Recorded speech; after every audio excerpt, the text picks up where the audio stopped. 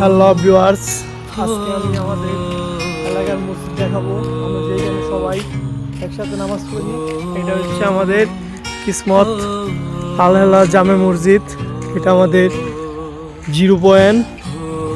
এই 0 পয়েন্ট আমরা সবসময় আড্ডা দেই।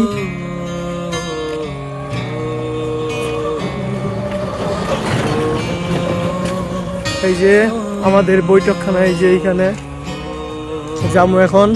গাইস এই পর্যন্তই থাক, কিছুক্ষণ পর আর একটু সময় নিচ্ছি, আপনারা সাথে থাকেন। হ্যালো গাইস, কালকে আমি এখানে একটা বন্ধু ছিলাম, কিন্তু তারপরে পাই নাই।